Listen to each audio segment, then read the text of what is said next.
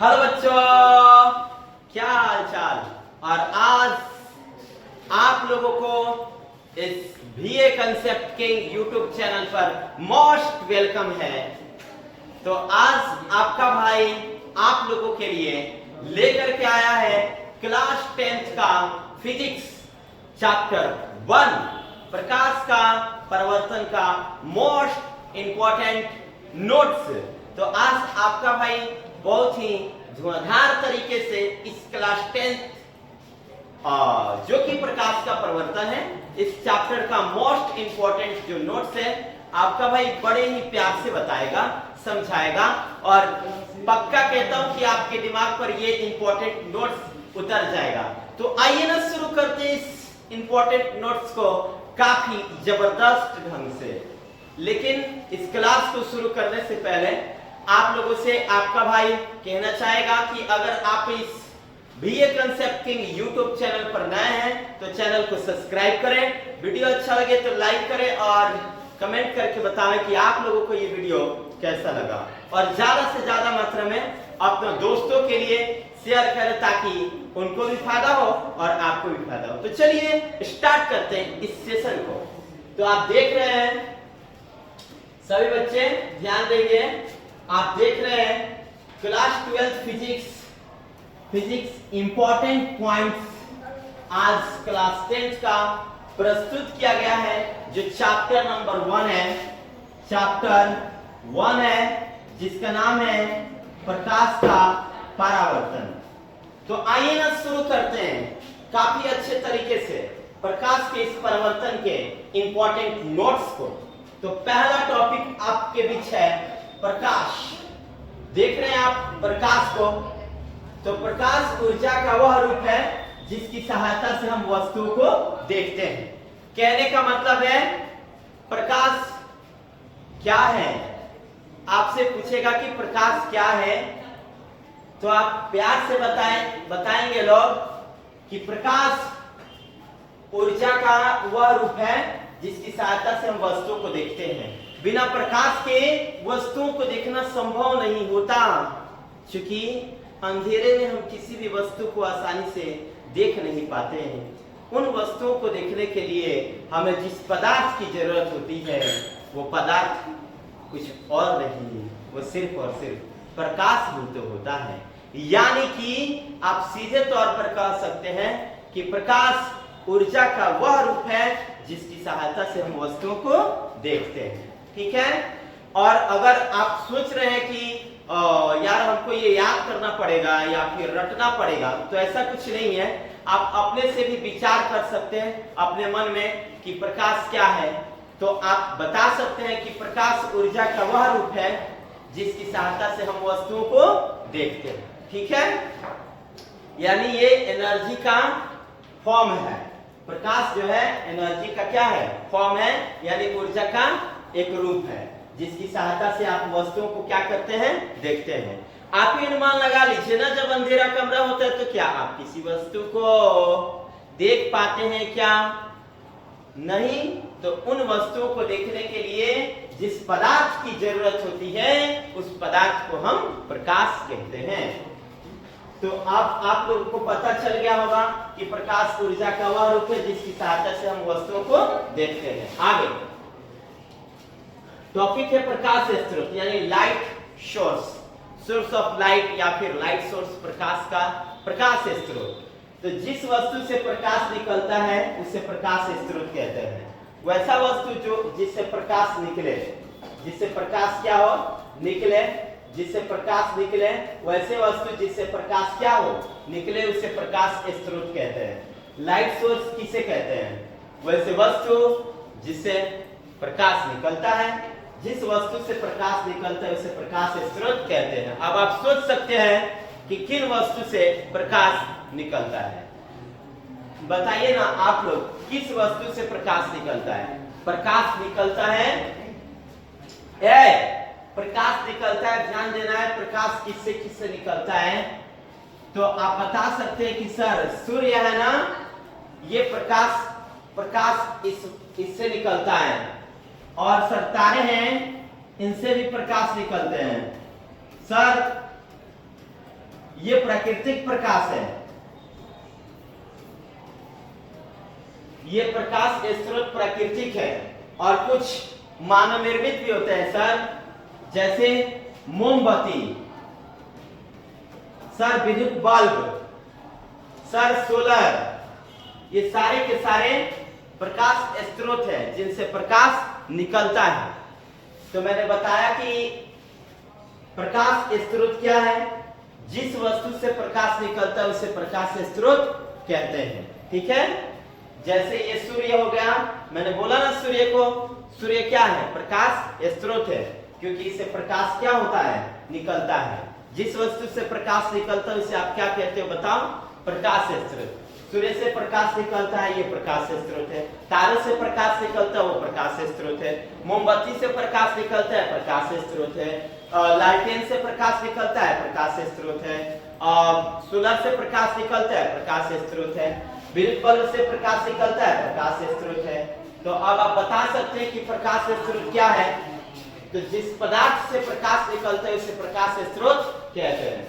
कुछ प्रकाश स्रोत प्राकृतिक होते हैं और कुछ मानव निर्मित। तो अभी बताया गया कुछ प्राकृतिक, कुछ ऐसे प्रकाश स्रोत है जो नेचुरल है और कुछ ऐसे प्रकाश स्रोत है जो मैन मेड है। तो वैसे प्रकाश स्रोत जो प्रकृति द्वारा प्रदान किया गया है, मतलब प्रकृति ने बनाया है, उसे प्राकृतिक प्रकाश स्रोत कहते हैं। जिसको मानव ने बनाया है उसे मानव निर्मित प्रकाश स्रोत कहते हैं। और प्राकृतिक प्रकाश स्रोत में आप ले सकते हैं, प्राकृतिक प्रकाश स्रोत में आप किसको किसको ले सकते हैं, सूर्य और तारे को।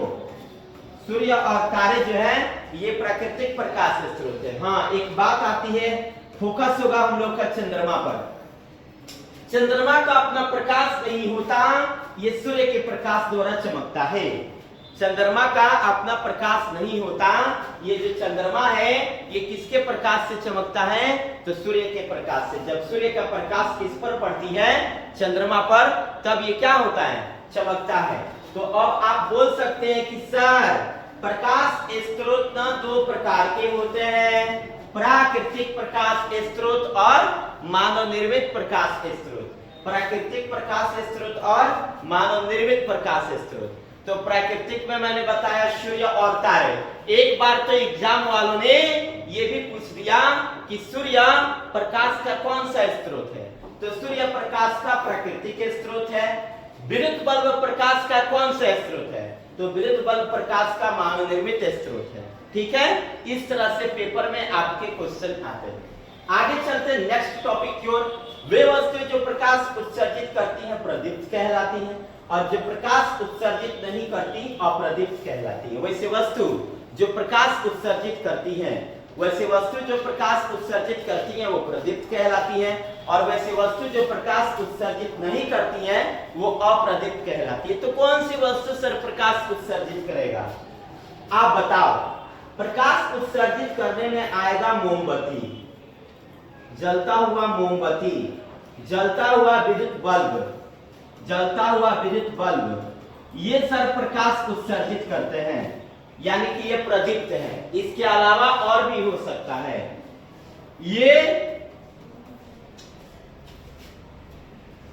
वे वस्तुएं जो प्रकाश उत्सर्जित करती हैं प्रदीप्त कहलाती हैं।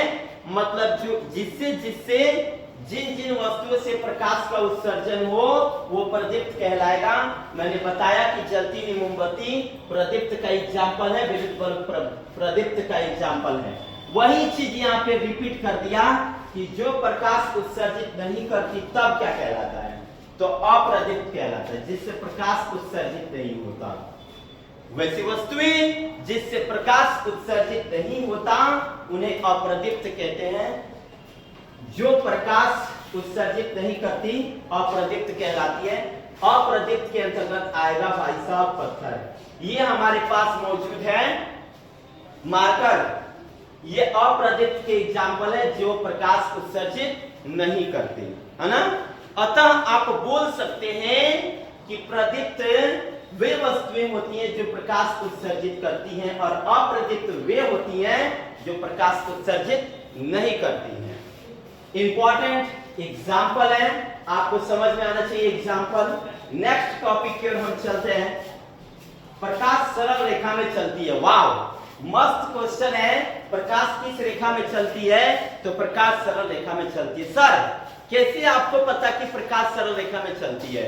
मोस्ट एग्जांपल के द्वारा आप समझ सकते हो। मैंने बताया, आप एक सीधा पाइप ले लो, सीधा पाइप ले लो और इस पाइप में डालो, इस पाइप के सहारे आप डालो प्रकाश। जैसे आपको फिगर के माध्यम से बताया जाएगा, ये बहुत ही सीधा पाइप है, ये पाइप में होल है, मतलब बीच में छिद्र है, और मैंने इधर लाइट को प्रवेश कराया, तो ये तो सीधा है, तो सीधा ही निकलेगा। लेकिन भाई साहब, जब मैंने इसको फोल्ड कर दिया तो क्या ये प्रकाश सीधा निकलेगा? जब मैंने इसको फोल्ड कर दिया, इस पाइप को, पहले तो मैंने पाइप को सीधा रखा, पहले मैंने पाइप को सीधा रखा, तो जो प्रकाश थी वो सीधी रेखा में ही निकली। प्रकाश थी, पाइप जब सीधा था तो जो हमारा प्रकाश था वो कैसा निकला? सीधा। लेकिन जब मैंने पाइप को फोल्ड कर दिया, यहां से मोड़ दिया, तब बताइए क्या प्रकाश सीधा निकलेगा?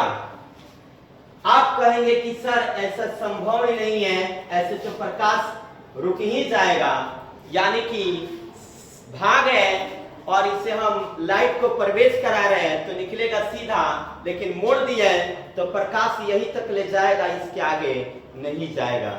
इससे ये पता चलता है प्रकाश सरल रेखा में चलता हुआ प्रतीत होता है। आगे क्वेश्चन है, टॉपिक है, एक सरल रेखा पर चलने वाले प्रकाश को प्रकाश की किरण कहते हैं, रे ऑफ लाइट। प्रकाश की किरण किसे कहते हैं? सरल रेखा में चलने वाली प्रकाश की किरण को, सरल रेखा में मतलब सीधी रेखा में। तो ये टॉपिक बोला कि प्रकाश की किरण क्या है, तो एक सरल रेखा में चलने वाली प्रकाश को, मतलब वैसी किरण जो सरल रेखा में चलती है, उसे प्रकाश की किरण कहते हैं। आगे टॉपिक देखते हैं, प्रकाश की किरण। आप लोगों को समझ में आया होगा कि वैसी किरण जो सरल रेखा में चलती है उसे प्रकाश की किरण कहते हैं। वैसी किरण जो सरल रेखा में चलती है उसे क्या कहते हैं? प्रकाश की किरण। आगे अगला टॉपिक है प्रकाश का किरण पुंज, बीम ऑफ लाइट। प्रकाश का किरण पुंज, प्रकाश का किरण पुंज, बीम ऑफ लाइट। तो देखेंगे प्रकाश के किरणों के समूह को प्रकाश के किरण पुंज कहते हैं। प्रकाश के किरणों के समूह को प्रकाश का किरण पुंज कहते हैं। यहाँ पे प्रकाश के किरणों के समूह को, ढेर सारी प्रकाश की किरणें को समूह जा रही है, ढेर सारी प्रकाश के किरणों के समूह जब जाएगी तो उसे प्रकाश के किरण पुंज कहेंगे। मस्त ट्रिक के द्वारा बताया जाएगा प्रकाश का किरण पुंज। पुंज का मतलब होता है समूह, पुंज मतलब क्या होता है? समूह। देखना है तो प्रकाश का जब किरणों का समूह, प्रकाश का जब किरणों का समूह एक साथ जाती है तो उसे प्रकाश का किरण पुंज कहते हैं। सीधे तौर पे आप बोल सकते हैं कि प्रकाश के किरणों के समूह को प्रकाश का किरण पुंज कहते हैं। ये प्रकाश के किरण पुंज 3 तरीके से जाती है, ध्यान देना है, 3 तरीके से जाता है। प्रकाश के किरण पुंज 3 प्रकार का होता है, अपसारी, समानांतर, अभिसारी, डाइवर्जिंग, पैरेलल और कन्वर्जिंग। तो डाइवर्जिंग में क्या होता है? एक बिंदु स्रोत से प्रकाश की किरणें निकलकर फैलती चली जाती है। डाइवर्जिंग में क्या होता है? एक बिंदु स्रोत से प्रकाश की किरणें, एक बिंदु स्रोत से प्रकाश की किरणें, एक बिंदु स्रोत से प्रकाश की किरणें फैलती चली जाती हैं, उन्हें अपसारी किरण पुंज कहते हैं, यानी कि डाइवर्जिंग कहते हैं। प्रकाश के किरण पुंज किसे कहते हैं देखना है, तो प्रकाश के जब किरणों का समूह एक बिंदु से निकलकर क्या होती जाए? फैलती चली जाए, तो उसे प्रकाश का किरण पुंज कहेंगे। और जब प्रकाश के किरणों का समूह, समानांतर किरण पुंज किसे कहेंगे? जब प्रकाश के किरणों का समूह एक दूसरे के समानांतर होकर फैलती जाती है, एक दूसरे के समानांतर होकर जाती है, तो उसे समानांतर किरण पुंज कहते हैं। और अभिसारी किसे कहते हैं? कन्वर्जिंग। नाम से ही पता चल रहा है कन्वर्जिंग, तो इसमें प्रकाश के किरणों का समूह एक बिंदु पर आकर के क्या होती है, मिलती है, कन्वर्ज करती है। तो वैसा किरण पुंज जिसमें प्रकाश की किरणें एक बिंदु पर आकर मिलती है तो उसे आप कहोगे अभिसारी किरण पुंज। ये तीनों ना अपने आप में बहुत मस्त है। एक बार आपका भाई फिर से बताएगा, ध्यान देना है। आपका है अपसारी। क्या है? अपसारी। अपसारी को हम कहते हैं डाइवर्जिंग। अपसारी को कहते हैं डाइवर्जिंग, यानी कि जिससे प्रकाश की किरणें एक बिंदु से निकलकर फैलती चली जाती है, विभिन्न दिशाओं में फैलती चली जाती है, तो उससे आप क्या कहोगे? अपसारी। इसमें ना प्रकाश के किरणों के बीच की जो दूरी होती है बढ़ती चली जाती है ना। अपसारी किरण पुंज में प्रकाश के किरणों के बीच की दूरी है वो क्या होती जाती है? बढ़ती जाती है। जैसे यहाँ पे देखो, यहाँ पे इतना है, यहाँ पे इतना है, और यहाँ पे देखो इतना है। बढ़ा है कि नहीं बढ़ रहा? यहाँ पे इतना है, यहाँ पे इतना, यहाँ पे इतना, यहाँ पे इतना, यहाँ पे इतना, बढ़ा है कि नहीं बढ़ा है? तो अपसारी किरण पुंज में क्या होता है?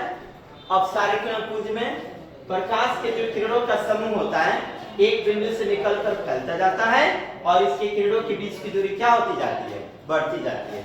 और समानांतर किरण पुंज में क्या होता है? इसमें प्रकाश की किरणें जो होती है, ध्यान दो, प्रकाश के किरणों का किरण पुंज जो होता है वो एक दूसरे के समानांतर निकलता है। प्रकाश के किरणों का जो समूह होता है एक दूसरे के समानांतर निकलता है, उसे समानांतर किरण पुंज कहते हैं। जब प्रकाश के किरणों का समूह एक दूसरे के समानांतर निकले तो आप इसे क्या कहोगे? समानांतर किरण पुंज। इसमें ना जो किरणों के बीच की दूरी होती है वो समान होती है। समानांतर किरण पुंज में प्रकाश के किरणों की जो दूरी होती है वो क्या होती है? समान होती है। अगला टॉपिक है अभिसारी किरण पुंज। अभिसारी किरण पुंज तो वैसे किरण पुंज जिसमें प्रकाश की किरणें एक बिंदु पर आकर के क्या होती हैं? मिलती हैं। एक बिंदु पर जब आकर के मिलती हैं तो आप उसे क्या कहोगे? जब प्रकाश के किरणों का समूह, जब प्रकाश के किरणों का समूह एक बिंदु पर आकर के मिलती है, जब प्रकाश के किरणों का समूह एक बिंदु पर आकर के क्या होती है? मिलती है, तो उसे कहते हैं अभिसारी किरण पुंज। और इस किरण पुंज में किरणों के बीच की दूरी जो होती है वो घटती जाती है। तो आपने देखा कि अपसारी किरण पुंज में किरणों के बीच की दूरी बढ़ती जाती है, इसमें समान होती है और इसमें घटती जाती है। आपसे पूछा जाए कि अपसारी किरण पुंज में प्रकाश के किरणों के बीच की दूरी क्या होती जाएगी? तो बढ़ती जाएगी, समानांतर में समान रहेगी और अभिसारी में तो घटती जाएगी। इसका फिगर आप लोगों को जरूर आना चाहिए। आगे बढ़ते हैं नेक्स्ट टॉपिक की ओर। अगला टॉपिक है वे पदार्थ जिनसे होकर प्रकाश आसानी से पार कर जाते हैं उन्हें पारदर्शी पदार्थ कहते हैं। वे पदार्थ जिनसे होकर प्रकाश आसानी से पार कर जाए उन्हें हम पारदर्शी पदार्थ कहते हैं। तो पारदर्शी पदार्थ के अंतर्गत क्या आएगा? ये हमारे हवा, पानी, इससे प्रकाश जो है आसानी से क्या कर जाएगा? पार कर जाएगा। हवा ले लो भाई साहब, हवा, और क्या ले लो? पानी। हवा से प्रकाश को मैंने 12 टर्च को, ये पूरा माध्यम हवा है, हम लोग किससे घिरे हैं? हवा से घिरे हैं। हाँ? और इसमें हमने क्या डाला? प्रकाश। तो इससे ना प्रकाश पूरी तरह पार कर जाता है। जब प्रकाश पार कर गया, पारदर्शी हवा क्या है? पारदर्शी। और ये पानी है, ये भी किसका एग्जाम्पल है? पारदर्शी का, है ना। स्वच्छ पानी से जब प्रकाश को डाला जाएगा तो प्रकाश आर पार हो जाएगा, यानी कि वो भी तो पारदर्शी का ही एग्जाम्पल है। इसके अलावा बिना रंगा हुआ शीशा देखने ना आपको, कांच, बिना रंगा हुआ कांच, उससे ना आप टच मारो तो पूरा आर पार प्रकाश निकल जाता है, वो भी पारदर्शी का एग्जाम्पल होगा। तो आपने देखा कि वे पदार्थ जिनसे प्रकाश आसानी से पार कर गए वे पारदर्शी कहलाए। आगे देखते हैं, आगे क्या? अपारदर्शी। ध्यान देना है, ध्यान से पढ़ना है, मन लगा के पढ़ना है, ध्यान देना है। अगला टॉपिक है अपारदर्शी। तो वे पदार्थ जो प्रकाश को अपने से होकर नहीं जाने देता उसे अपारदर्शी कहते हैं। वैसे पदार्थ जिनसे होकर प्रकाश नहीं जाता वो अपारदर्शी कहलाता है। अपारदर्शी में क्या क्या आएगा आप देख सकते हो। जैसे प्यार से हम बोलेंगे सर जी बड़ा सा पत्थर हो, मैं उसके पीछे छुप जाऊं और आप उधर से टर्च बारो, कोई लेकर के टर्च बारे, तो क्या उधर का व्यक्ति इधर वाले व्यक्ति से दिखाई दे देगा? नहीं दिखाई देगा, यानी कि यह अपारदर्शी है। इसके अलावा अपारदर्शी का एग्जाम्पल हमारे घरों की जो दीवारें हैं, हमारे जो घरों की दीवारें हैं, घर के कमरा में हमको पैक बंद कर दिया जाए और बाहर वाले किसी व्यक्ति से पूछा जाए कि घर के अंदर कौन है, तो क्या आप बता देंगे? जिस प्रकार आप नहीं बता पाएंगे उसी प्रकार हम टर्च बारते हैं, ठीक है। अंदर व्यक्ति को रख दे और बाहर से हम टर्च बारे, उससे पूछे कि बताओ टर्च दीवार को पार कर पाया कि नहीं कर पाया? आप लोग कहोगे क्या सर कैसे बात करते हैं, ये तो असंभव है। असंभव है तो वही तो अपारदर्शी है। और एक प्यारा सा टॉपिक है पारभासी का। ये तो एग्जाम का हमारे बिहार बोर्ड का मस्त क्वेश्चंस इससे पूछे जाते हैं पारभासी का, कि वैसे पदार्थ जिससे प्रकाश की थोड़ी सी मात्रा पार कर पाती है उसे पारभासी कहते हैं। बिहार बोर्ड वालों ने इस टॉपिक से बहुत ही ज्यादा क्वेश्चन को उठाया पारभासी से। पारभासी में क्या होता है कि जब प्रकाश की किरणें थोड़ी सी मात्रा ही क्या कर पाती है, पार कर पाती है, उसे आप क्या कहते हो? पारभासी। इसके अंतर्गत आता क्या है पता है? तेल लगा हुआ कागज, है ना, घिसा हुआ शीशा, चमड़ा, धुआं कुहासा, ये किसके एग्जाम्पल में आएंगे? तो ये आएंगे हमारे पारभासी के एग्जाम्पल में। पारभासी के एग्जाम्पल में कौन कौन आएगा जिससे प्रकाश की थोड़ी सी मात्रा पार कर पाती है?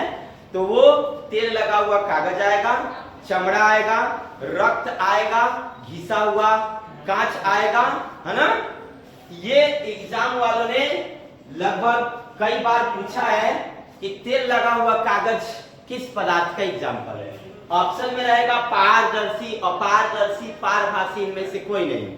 आप क्या टिक लगाओगे? तो तेल लगा हुआ कागज जो है वो पारभासी का एग्जाम्पल है ना। इसके अलावा ये जो रक्त है, ये जो चमड़ा है, ये किसका एग्जाम्पल है? ये पारभासी का एग्जाम्पल है। कुहासा, धुआं, ये सब किसका एग्जाम्पल है? पारभासी का एग्जाम्पल है। तो आपने जाना पारदर्शी, अपारदर्शी और पारभासी को। आइए जाते हैं अगले टॉपिक को, प्रकाश का परावर्तन। प्रकाश का परावर्तन, ये पॉइंट अच्छा है। Reflection of light. Reflection of light मतलब प्रकाश का परावर्तन। ध्यान से देखना है, मस्त तरीके से समझना है प्रकाश का परावर्तन क्या है। प्रकाश की किसी वस्तु से टकराकर लौटने की घटना को प्रकाश का परावर्तन कहते हैं। कहने का मतलब है जैसे अचानक दो चार घटनाएं आपको बताई जाएगी जो आप देखेंगे। क्या होता है ना कि जब आप अपने कल यानी कि जहां पे नल होता है वहां पे पानी पीने के लिए जाते हैं रात में, तो आप अपने साथ टर्च ले जाइए और पानी चला के पानी में आप ना टर्च को बारेंगे तो उसका सीधा रिफ्लेक्शन किसी और जगह पर दिखाई देगा, तो वो प्रकाश का परावर्तन होगा। यानी कि प्रकाश जब किसी सतह से टकरा करके क्या होता है, लौट जाता है, उसी को प्रकाश का परावर्तन कहते हैं। प्रकाश का परावर्तन का एक और डिफिनेशन आप लोग प्यार से दे सकते हो, समझ सकते हो। जैसे बिल्कुल खाली कमरा हो और उस कमरे में ना आप बाहर से खड़े होकर के, कमरे के बाहर खड़े होकर के जोर से बोलिए कू, तो वो आवाज डबल बार रिफ्लेक्ट करेगा, वो होगा प्रकाश का परावर्तन।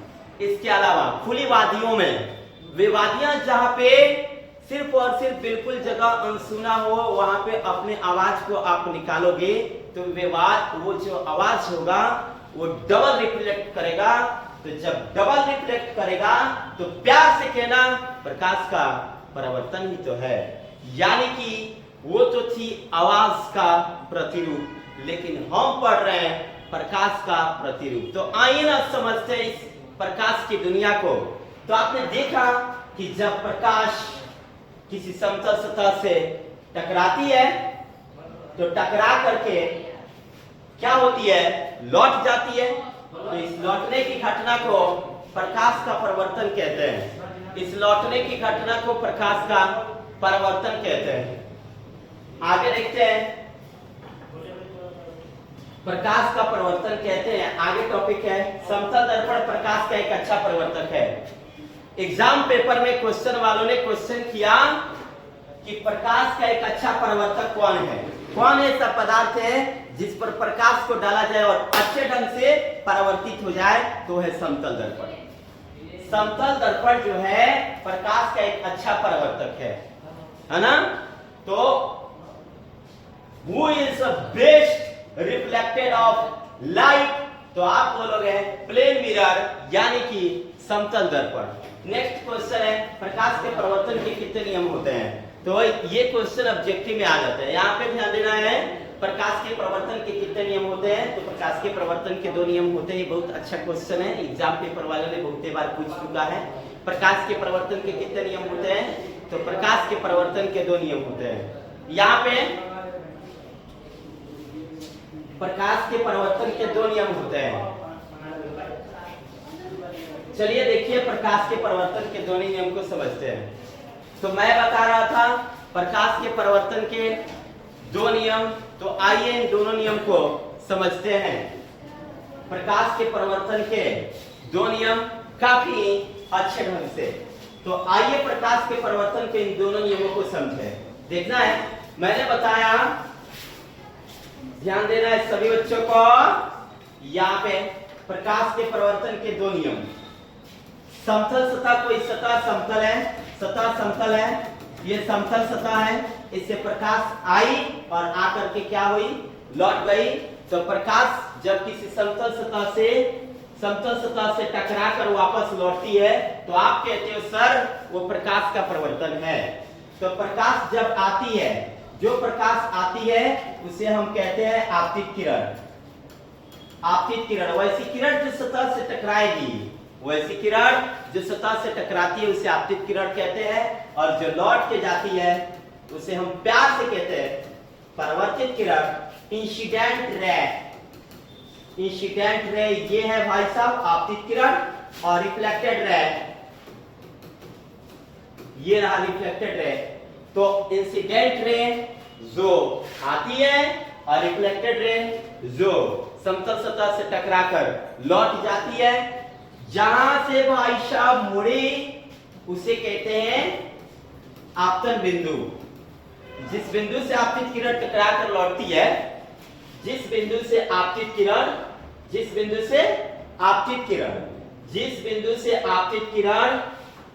टकराकर क्या होती है, मुड़कर चली जाती है, उस बिंदु को आप लोग क्या कहते हैं, आपतन बिंदु। इसको इंग्लिश में कहते हैं इंसिडेंट पॉइंट। इंसिडेंट पॉइंट है ना। आपतित किरण, परावर्तित किरण, और ये क्या है, आपतन बिंदु, और इनके बीच में होता है प्यारा सा अभिलंब, है ना। ये है अभिलंब। इसको इंग्लिश में कहते हैं नॉर्मल।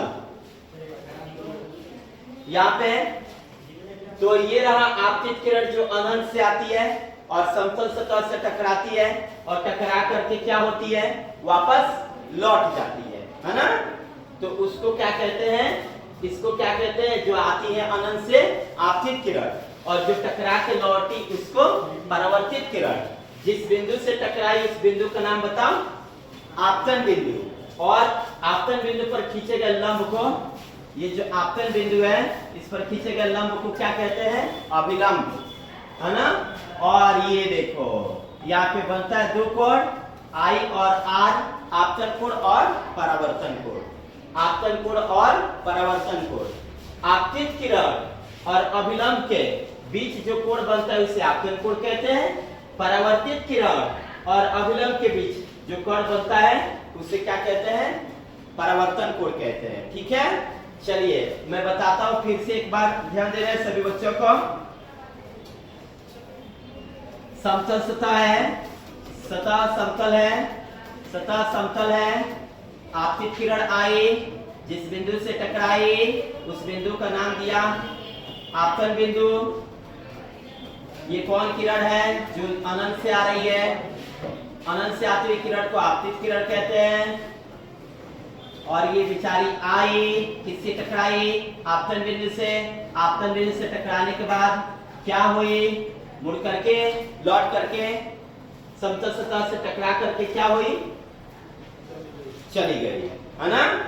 तो आप इसको कहोगे जो मुड़ करके गई परावर्तित किरण। समतल सतह से टकरा करके जो किरण गई उसका नाम क्या था? परावर्तित किरण। और इसके बीच में डाले गए लंब को क्या कहते हैं? अभिलंब। और बनता है आपतन कोण, बनता है परावर्तन कोण। आपतन कोण किसके किसके बीच बनता है? आपतित किरण और अभिलंब के बीच बने कोण को आपतन कोण कहते हैं। एक बार तो क्वेश्चन में ना, पेपर में ये क्वेश्चन को छापा गया कि आपतन कोण है वो किसके किसके बीच बनता है? आपतन कोण। तो आपतित किरण और अभिलंब के बीच जो कोण बनता है वो कौन कोण है? आपतन कोण। और परावर्तित किरण और अभिलंब के बीच जो कोण बनता है उसका नाम क्या है? परावर्तन कोण। आपतन कोण को आई कहते हैं, परावर्तन कोण को आर कहते हैं, ठीक है? और आपतन बिंदु किसे कहते हैं? आपतन बिंदु किसे कहते हैं? जिस बिंदु से आपतित किरण टकरा कर क्या होती है? वापस चली जाती है, उस बिंदु को आपतन बिंदु कहते हैं। चलिए इन सारे टॉपिक को मैं आप लोगों को बता दूं। पहला टॉपिक था आपतित किरण। कोई आप लोगों से पूछता है आपतित किरण क्या है तो आप क्या बताओगे? अनंत से आते हुए किरण को आपतित किरण कहते हैं।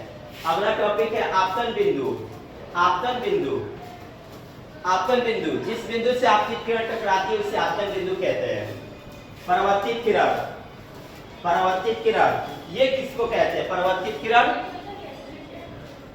जो किरण लौट करके जाती है उसे परावर्तित किरण कहते हैं। आपतित किरण किससे कहते हैं? अनंत से आती हुई किरण को आपतित किरण कहते हैं। जिस बिंदु से आपतित किरण टकराती है उस बिंदु को क्या कहते हैं? आपतन बिंदु कहते हैं। और जो किरण लौट करके जाती है उसे क्या कहते हैं? परावर्तित किरण कहते हैं। उसके अलावा अब होता है आपका आपतन कोण और परावर्तन कोण। इसके पहले आपको पढ़ना होगा अभिलंब को। किसको? आपतन बिंदु पर खींचे गए लंब को अभिलंब कहते हैं। आपतन बिंदु पर खींचे गए लंब को अभिलंब कहते हैं। और ये आपतन कोण है और ये परावर्तन कोण है। तो आपतन कोण मैंने दिखाया कि किसके किसके बीच बनता है। आपतन कोण आपतित किरण और अभिलंब के बीच जो कोण बने वो आपतन कोण है। और परावर्तित किरण और अभिलंब के बीच जो कोण बने वो परावर्तन कोण है ना? तो अब आप बता सकते हैं अनंत से आती हुई किरण को आपतित किरण कहते हैं, जो लौट के जा रही है परावर्तित किरण है। और ये जिस बिंदु से आपतित किरण टकराती है वो आपतन बिंदु है। आपतन बिंदु पर खींचे गए लंब को अभिलंब कहते हैं। आपतित किरण और अभिलंब के बीच जो कोण बनता है उसे आपतन कोण कहते हैं। परावर्तित किरण और अभिलंब के बीच जो कोण बनता है उसे परावर्तन कोण कहते हैं। आगे टॉपिक, अगला टॉपिक आपका होगा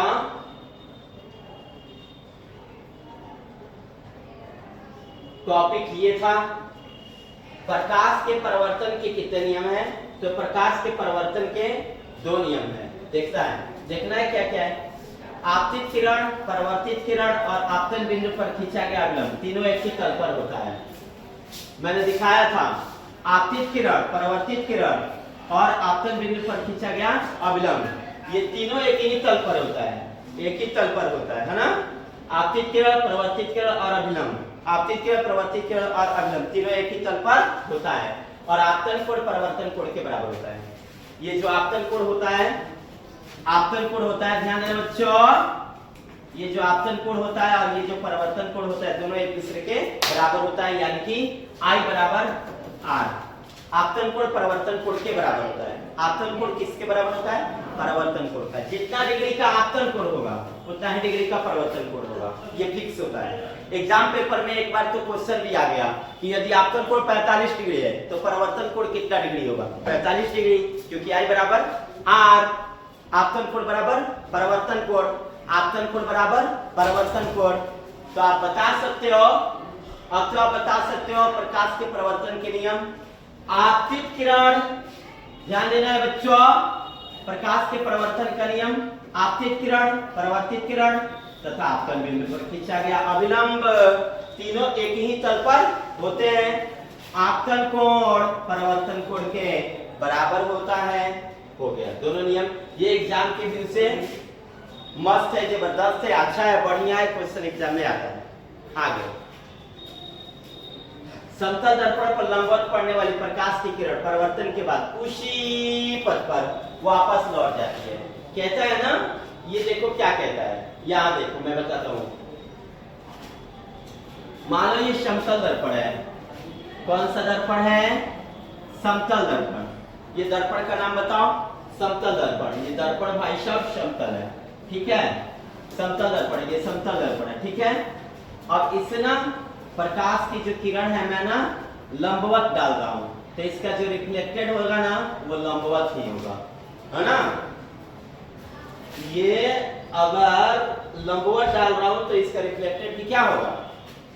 लंबवत ही होगा। वो टॉपिक पता है क्या कहा? देखो यहाँ पे टॉपिक ने क्या कहा, टॉपिक देखो क्या कहा है।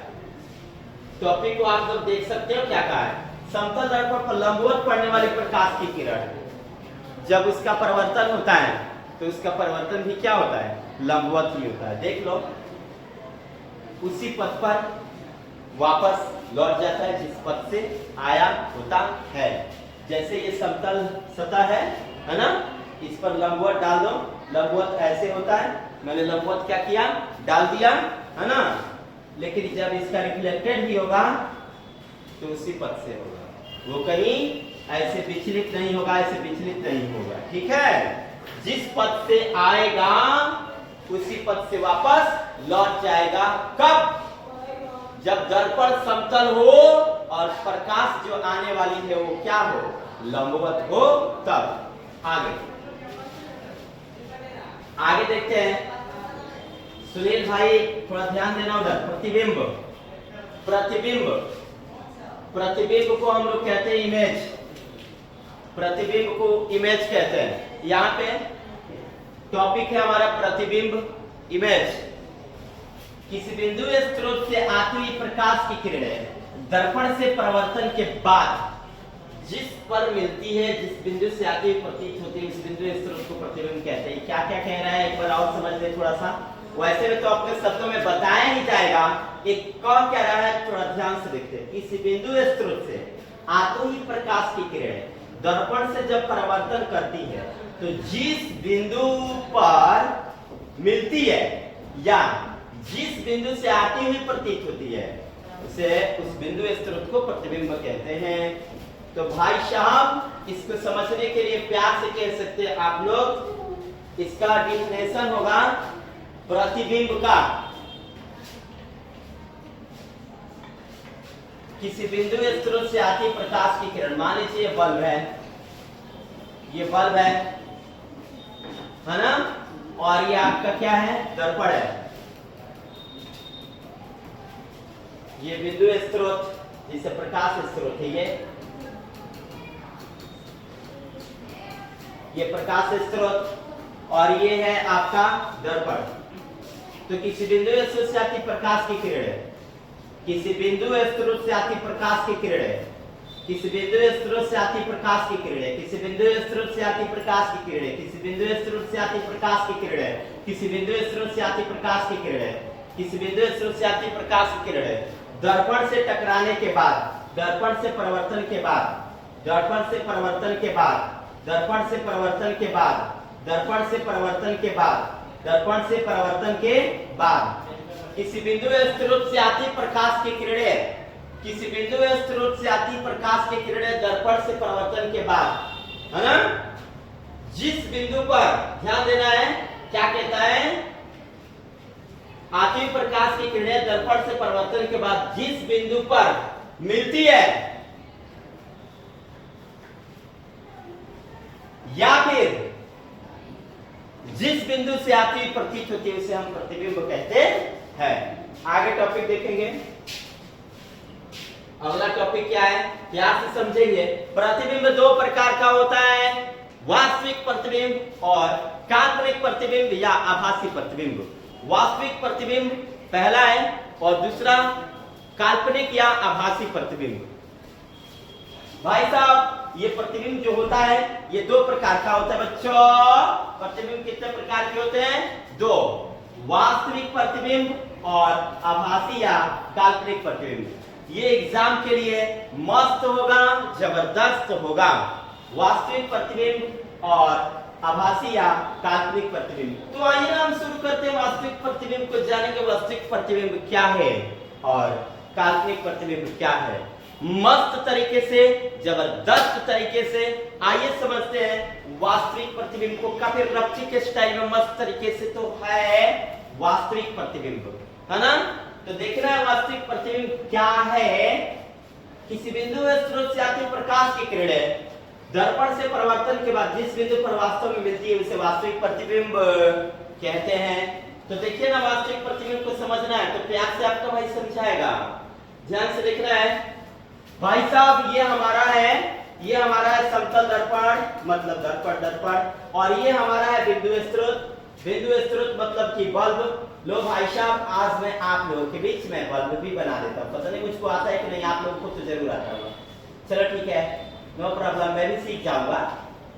लो ये हो गया बल्ब और ये उत्सर्जित करेगा क्या, प्रकाश। डन। तो किसी बिंदु से आती प्रकाश की किरणें दर्पण से परावर्तन के बाद किसी बिंदु से आती प्रकाश की किरणें दर्पण से परावर्तन के बाद देखो आ रही है और दर्पण से इसका परावर्तन हो रहा है। किसी बिंदु से आती प्रकाश की किरण दर्पण से परावर्तन के बाद किसी बिंदु से आती प्रकाश की किरणें दर्पण से परावर्तन के बाद जिस बिंदु पर वास्तव में मिलती है उसे वास्तविक प्रतिबिंब कहते हैं। अगला क्वेश्चन टॉपिक देखेंगे।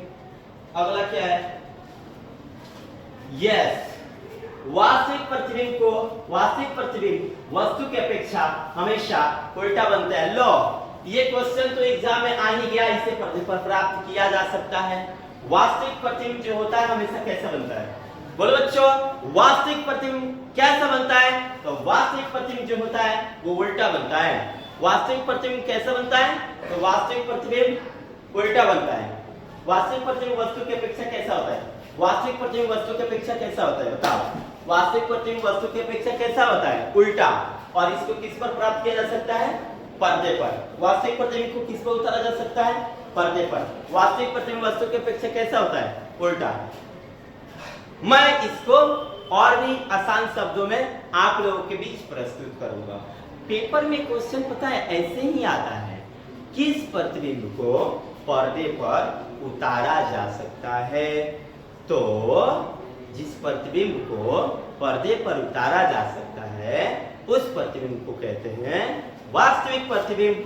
और वास्तविक प्रतिबिंब की जो बनने की आकृति होती है वो कैसी होती है, तो वास्तविक प्रतिबिंब जो होता है वस्तु के अपेक्षा वो कैसा बनता है, उल्टा।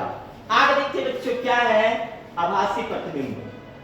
आभासी प्रतिबिंब, आभासी प्रतिबिंब जिसे काल्पनिक प्रतिबिंब के नाम से भी जाना जाता है। आभासी प्रतिबिंब जिसे काल्पनिक प्रतिबिंब के नाम से भी जाना जाता है, यानी कि किसी बिंदु स्रोत से आती प्रकाश की किरणें दर्पण से परावर्तन के बाद जिस बिंदु से आती प्रतीत होती है उसे उस बिंदु स्रोत को आभासी प्रतिबिंब कहते हैं। कैसे कैसे कैसे आगे कहता है ना कि आभासी प्रतिबिंब वस्तु की अपेक्षा हमेशा सीधा होता है और इसे पर्दे पर प्राप्त नहीं किया जा सकता है। किस प्रतिबिंब को पर्दे पर प्राप्त नहीं किया जा सकता है, आप लोग बताओ। तो जिस प्रतिबिंब को पर्दे पर नहीं प्राप्त किया जा सकता उस प्रतिबिंब को कहते हैं काल्पनिक प्रतिबिंब। किस प्रतिबिंब की आकृति उल्टी होती है, तो वास्तविक प्रतिबिंब की। किस प्रतिबिंब की आकृति सीधी होती है, तो काल्पनिक प्रतिबिंब की। अब तो तबाही मचेगा, आभासी प्रतिबिंब क्या है। तो किसी बिंदु से आती प्रकाश की किरणें दर्पण से परावर्तन के बाद जिस बिंदु से दर्पण से परावर्तन के बाद जिस बिंदु से आती हुई प्रतीत होती है उसे आप कहोगे आभासी प्रतिबिंब, और वास्तविक प्रतिबिंब किसे कहोगे? किसी बिंदु से आती किरणें परावर्तन के बाद जिस बिंदु पर वास्तव में मिलती है उसे उस बिंदु स्रोत को क्या कहते हैं? वास्तविक प्रतिबिंब। चलिए आगे देखते हैं। यस, नेक्स्ट क्वेश्चन ये रहा। कोई वस्तु समतल दर्पण से जितनी आगे होती है उसका प्रतिबिंब दर्पण के उतना ही पीछे बनता है, यानी जितना वस्तु दूरी होगा उतना ही भी प्रतिबिंब दूरी होगी। समतल दर्पण में वस्तु दूरी बराबर प्रतिबिंब दूरी, है ना?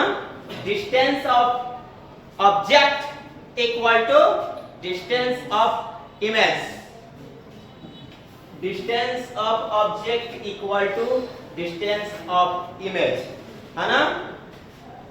यानी कि वस्तु दूरी बराबर प्रतिबिंब दूरी। तो ये क्वेश्चन एग्जाम में आता है। समतल दर्पण में वस्तु दूरी बराबर क्या होता है? समतल दर्पण में वस्तु दूरी बराबर क्या होता है? समतल दर्पण में वस्तु दूरी बराबर क्या होता है? तो समतल दर्पण में वस्तु दूरी बराबर प्रतिबिंब दूरी होता है। एक गोलीय दर्पण देखेंगे हम आगे टॉपिक।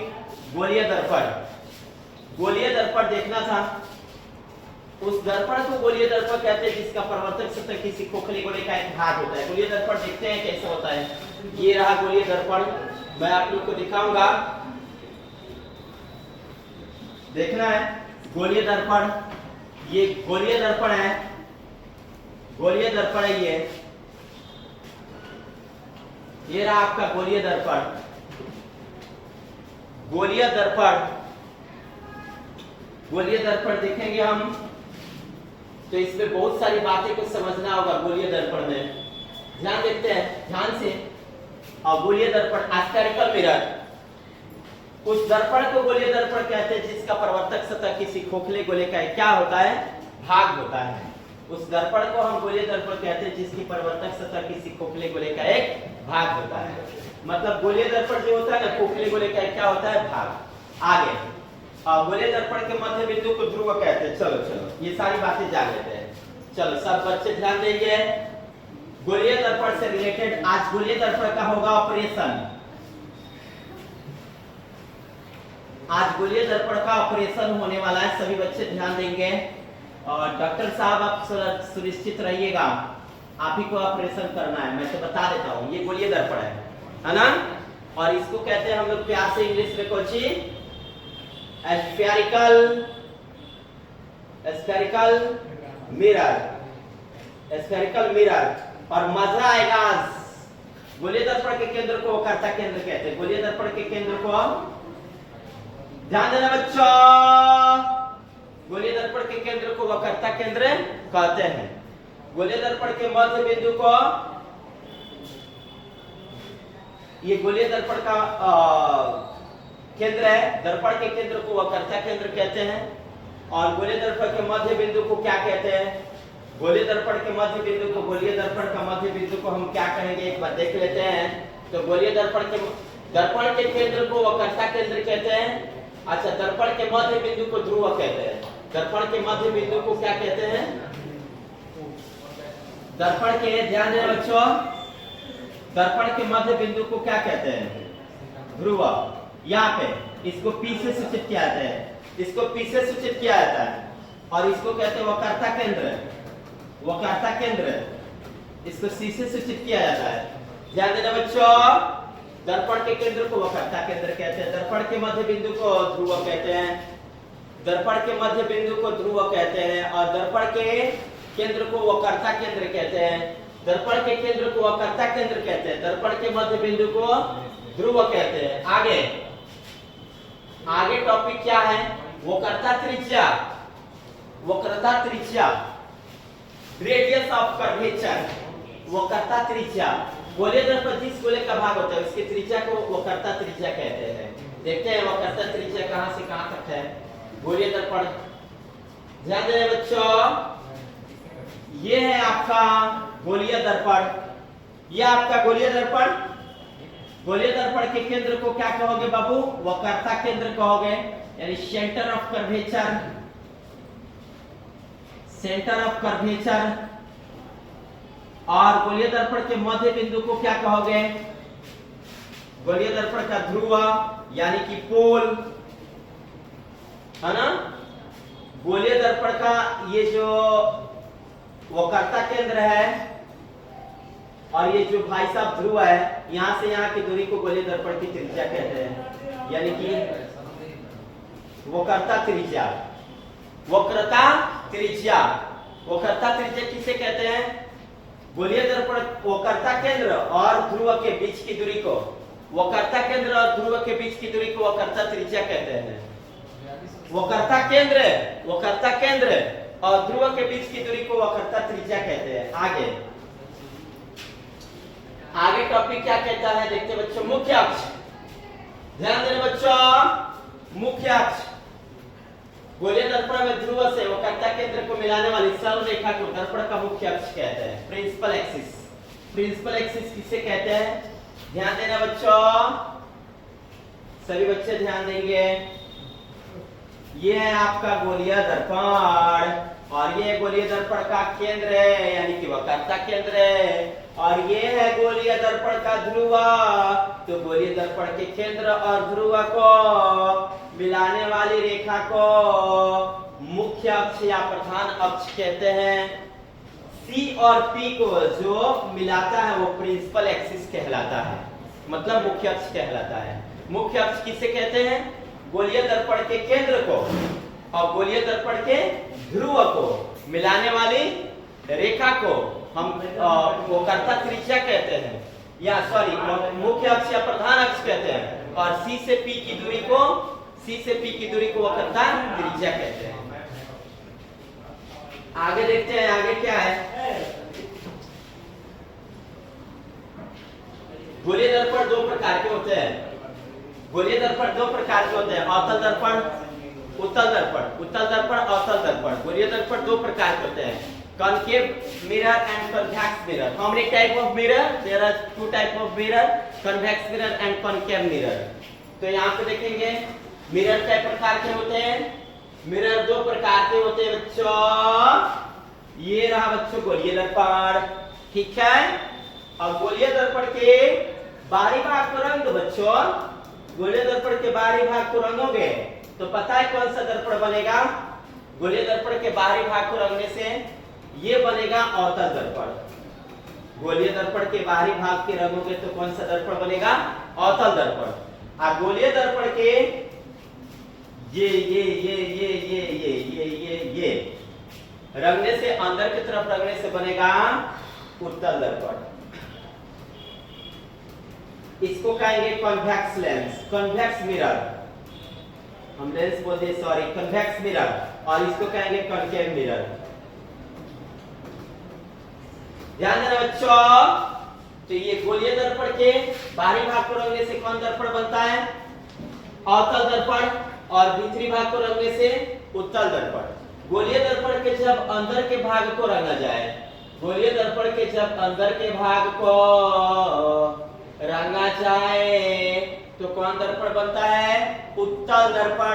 और गोलीय दर्पण के जब बाहर के भाग को क्या किया जाए?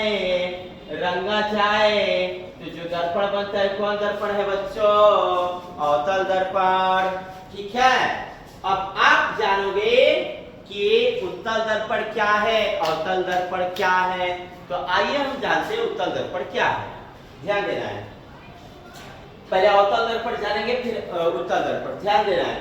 अवतल दर्पण उस दर्पण को कहते हैं जिसमें गोलीय दर्पण के बाहरी भाग को रंग करके बनाया गया होता है। अवतल दर्पण के बाहरी भाग गोलीय दर्पण के बाहरी भाग को रंगने से कौन सा दर्पण प्राप्त होता है? अवतल दर्पण। गोलीय दर्पण के बाहरी भाग को रंगने से बच्चों बताओ कौन सा दर्पण प्राप्त होता है? तो गोलीय दर्पण के बाहरी भाग को रंगने से अवतल दर्पण मिलता है। यानी कि आप बोल सकते हो अवतल दर्पण वह दर्पण है जिसके बाहरी भाग रंगे हुए होते हैं। और इसके अलावा एक और डिफिनेशन, अवतल दर्पण वह दर्पण है जो अंदर की तरफ धंसा हुआ होता है ना। ये धंसा हुआ मालूम पड़ता है ना। ये कहलाता है अवतल दर्पण, है ना। अवतल दर्पण ना, अवतल दर्पण में प्रकाश का परावर्तन अंदर की तरफ से होता है। अवतल दर्पण में प्रकाश का जो परावर्तन होता है वो कहां से होता है? अंदर की तरफ से, है ना। अब देखो, तो अब आप बोल सकते हो कि अवतल दर्पण क्या है। अवतल दर्पण उस दर्पण को कहते हैं, अवतल दर्पण उस दर्पण को कहते हैं, अवतल दर्पण उस दर्पण को कहते हैं, अवतल दर्पण, अवतल दर्पण उस दर्पण को कहते हैं, अवतल दर्पण उस दर्पण को कहते हैं, अवतल दर्पण उस दर्पण को कहते हैं, अवतल दर्पण उस दर्पण को कहते हैं जिसका परावर्तक सतह धंसा हुआ होता है, उसे अवतल दर्पण कहते हैं। अवतल दर्पण उस दर्पण को कहते हैं जिसका परावर्तक सतह धंसा हुआ होता है। और अवतल दर्पण वह दर्पण होता है जिसे बाहर की तरफ से रंग करके बनाया गया होता है, और इसका जो भाग होता है ये धंसा हुआ प्रतीत होता है, यानी कि इसमें प्रकाश का जो परिवर्तन होता है वो कहां से होता है? अवतल दर्पण में प्रकाश का परिवर्तन अंदर की तरफ से होता है। और उत्तल दर्पण हम समझेंगे।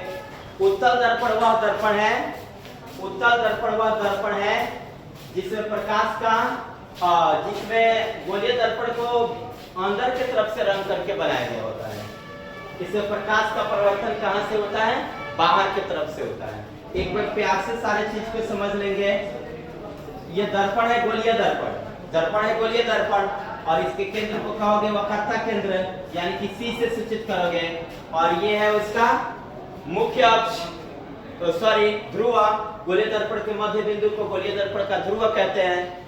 और गोलीय दर्पण के केंद्र और गोलीय दर्पण के ध्रुव को मिलाने वाली रेखा को प्रिंसिपल अक्ष एक्सिस यानी कि मुख्य अक्ष कहते हैं या प्रधान अक्ष कहते हैं। गोलीय दर्पण के केंद्र और गोलीय दर्पण के ध्रुव, इन दोनों के बीच की दूरी को गोलीय दर्पण की कहते हैं त्रिज्या। गोलीय दर्पण की त्रिज्या, गोलीय दर्पण के केंद्र और गोलीय दर्पण के ध्रुव, इन दोनों के बीच की दूरी को कहते हैं गोलीय दर्पण की त्रिज्या। आगे देखेंगे, जब इसे बाहर की तरफ से रंगेंगे तो अवतल दर्पण, जब इसे अंदर की तरफ से रंगेंगे तो उत्तल दर्पण, है ना। इसे अवतल दर्पण में प्रकाश का परिवर्तन अंदर की तरफ से होगा, उत्तल दर्पण में प्रकाश का परिवर्तन बाहर की तरफ से होगा।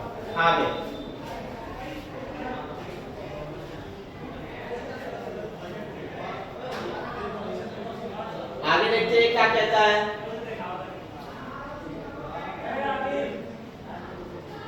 अवतल दर्पण द्वारा प्रकाश का परिवर्तन उसके भीतरी सतह से होता है, अभी मैंने बताया।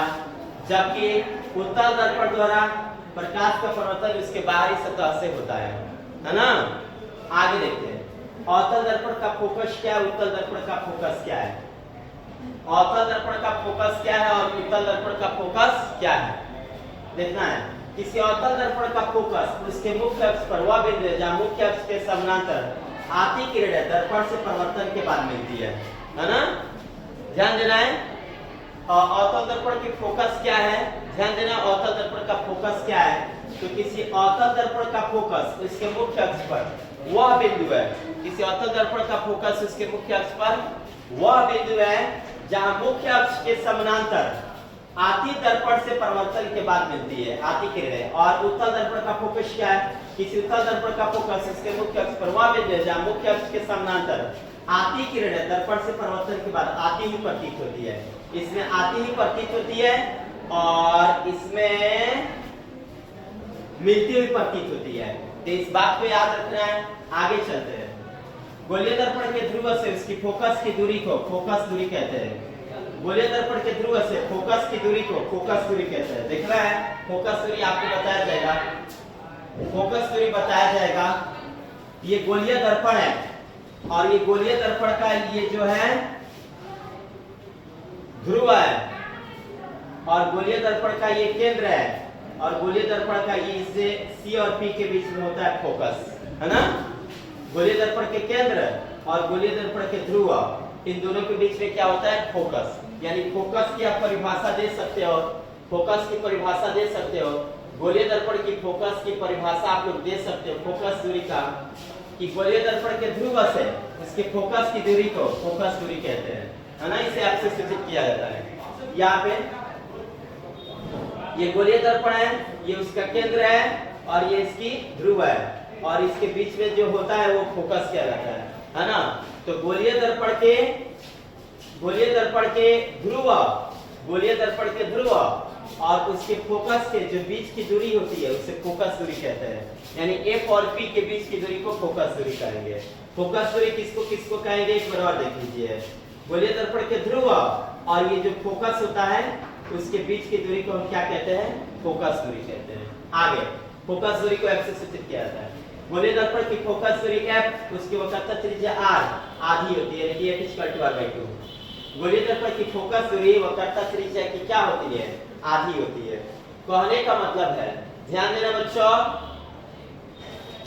कि गोलीय दर्पण की मान लीजिए फोकस दूरी कितना cm है? 30 cm है। गोलीय दर्पण की फोकस दूरी 30 cm है, तब उसकी मान लीजिए कि त्रिज्या आपका 30 cm है, त्रिज्या 30 cm है, तो फोकस दूरी कितना होगा बताइए? फोकस दूरी कितना होगा?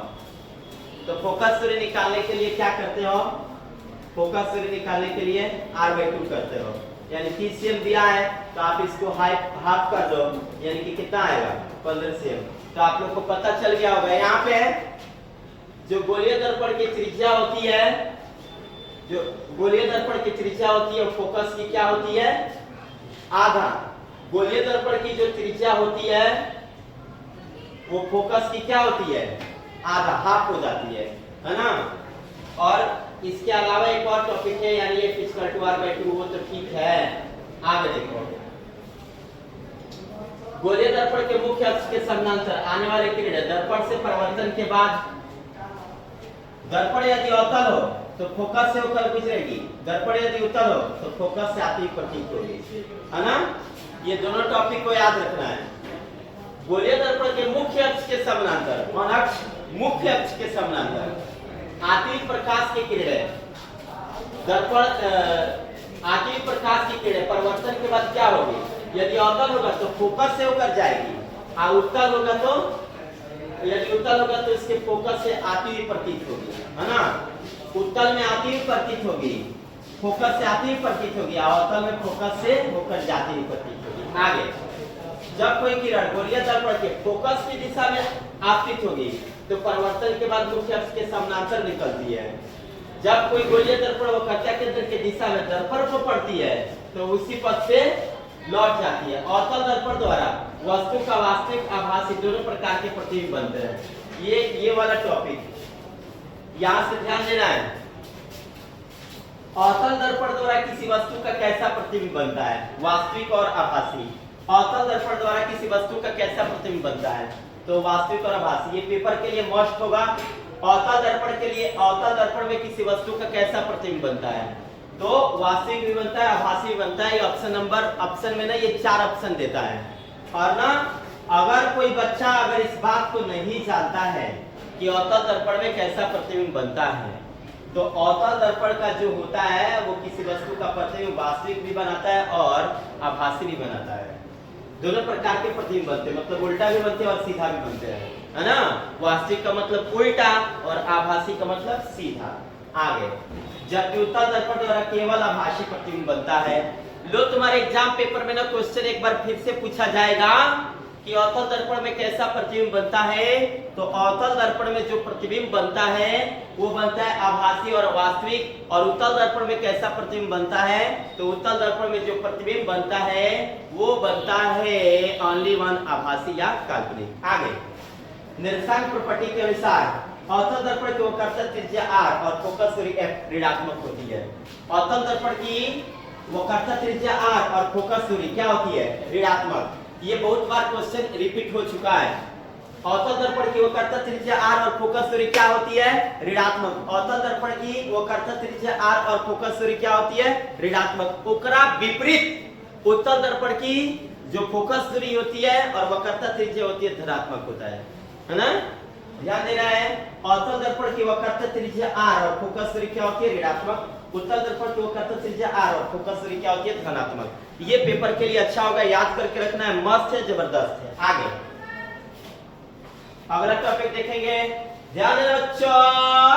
अगला टॉपिक ये है, गोलीय दर्पण के लिए वस्तु दूरी यहाँ पे यार भी रहना चाहिए था, वस्तु दूरी भी, प्रतिबिंब दूरी। देखते हैं वो गोलीय दर्पण की वस्तु दूरी 4 लिख दिया है। गोलीय दर्पण की वस्तु दूरी v, प्रतिबिंब दूरी u और फोकस दूरी f के बीच क्या संबंध होता है? 1/v + 1/u = 1/f। अच्छा दर्पण सूत्र है, ले भाई दर्पण सूत्र है। एग्जाम वालों ने इससे बेस्ट तरीके से पूछा है, कई बार इसको सिद्ध करने के लिए 5 नंबर में भी आता है भाई साहब। इसके नेक्स्ट वीडियो में यही तबाही मचाएगा। 1/v + 1/u = 1/f। ये किसका सूत्र है? दर्पण सूत्र है। आगे चलते, आगे क्या है? चलो चलो चलो से जल्दी से देख लो जी। ये रहा क्वेश्चन, देखते हैं, ध्यान देना बच्चों। प्रतिबिंब की ऊंचाई और वस्तु की ऊंचाई के अनुपात को आवर्धन कहते हैं। गोलीय दर्पण के आवर्धन से आप क्या समझते हैं?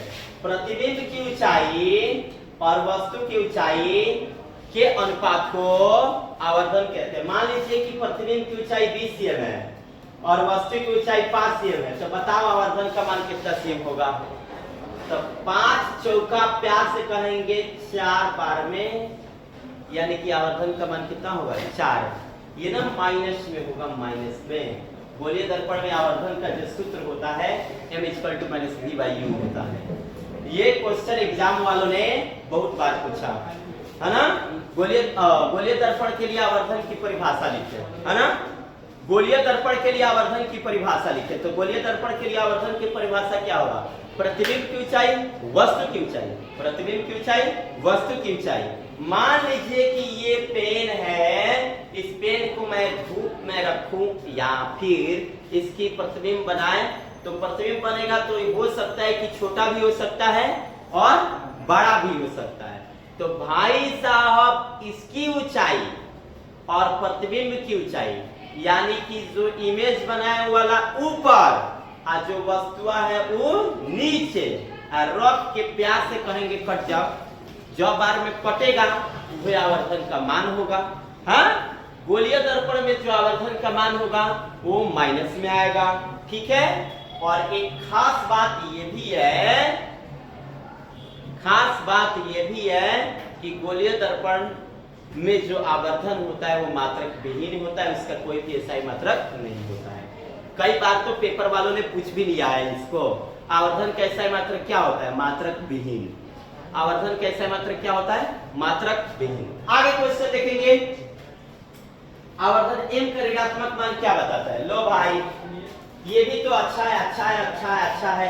लो एक बार और अच्छा है, बहुत अच्छा है, नीमन है, बहुत नीमन है ना। आवर्धन m का ऋणात्मक मान क्या बताता है? बताओ भाई, आवर्धन m का ऋणात्मक मान क्या बताता है? तो आवर्धन m का ये जो माइनस में मान आता है वो बताता है कि प्रतिबिंब जो है वस्तु के सापेक्ष उल्टा बन रहा है। माइनस में होगा तो प्रतिबिंब कैसा बनेगा? उल्टा। और वही जब प्लस में होगा तो प्रतिबिंब जो होगा आभासी यानी कि काल्पनिक होगा, यानी कि सीधा। तो आवर्धन m का ऋणात्मक मान बताता है कि प्रतिबिंब क्या है? आवर्धन m का ऋणात्मक मान बताता है कि प्रतिबिंब क्या बच्चों? आवर्धन m का ऋणात्मक मान क्या बताता है? आवर्धन m का ऋणात्मक मान बताता है कि जो प्रतिबिंब है वो क्या है? उल्टा। और धनात्मक मान क्या बताता है? चलो चलो मैं सोच रहा हूं, तुम भी सोचो। सीधा। माइनस में रहेगा तो उल्टा और प्लस में रहे तो सीधा। चलो आगे चलते हैं। वाओ, तो आपका था जिसको इंतजार वो घड़ी आ गई। ये फार्मूला इंपॉर्टेंट है एग्जाम के लिए, न्यूमेरिकल के लिए। बिना इस फार्मूले का न्यूमेरिकल में तबाही आप मचा ही नहीं सकते। तो इस फार्मूला को पढ़ो और न्यूमेरिकल को ऐसे फाड़ो जैसे किताब को पढ़ के फाड़ देते हो ना बाबू। तो आइए ना इसको देखते हैं। अवतल और उत्तल दर्पण के लिए F = r/2, F = r/2 अवतल दर्पण के लिए भी है, F = r/2 उत्तल दर्पण के लिए। डन। F = r/2 यानी कि फोकस त्रिज्या के आधी होती है, वो उत्तल के लिए भी सही है और अवतल के लिए भी सही है। दर्पण सूत्र 1/v + 1/u = 1/f। ये दोनों दर्पण के लिए है ना। आवर्धन m बराबर प्रतिबिंब की ऊंचाई बटा वस्तु की ऊंचाई यानी h डैश बटा h, m बराबर माइनस v बाई u, यहाँ u वस्तु दूरी, अच्छा वस्तु दूरी, v प्रतिबिंब दूरी, f दर्पण की फोकस दूरी और r दर्पण की त्रिज्या है ना। तो आप लोगों को ये सारा का सारा फॉर्मूला याद कर लेना है। अगर आपको इसका पीडीएफ चाहिए तो मेरे प्यारे से इस नंबर पे आपको मैसेज करना है, आपको मैं अपने व्हाट्सएप ग्रुप में ऐड करके आप लोगों को इस पीडीएफ को मैं उस पर डाल दूंगा और आप लोग इस नोट्स को बढ़िया ढंग से पढ़ लेना, ठीक है। एक भी क्वेश्चन आपसे छूटेगा नहीं। तो आज के लिए इतना ही काफी, मिलते हैं फिर से नेक्स्ट वीडियो में इसी अंदाज में मस्त तरीके से। अगर आप लोगों को ये वीडियो अच्छा लगा हो तो लाइक करें और चैनल पर नए हैं तो सब्सक्राइब करें, ज्यादा से ज्यादा मात्रा में अपने दोस्तों में शेयर करें। तो आज के लिए इतना ही काफी। जय हिंद, जय भारत।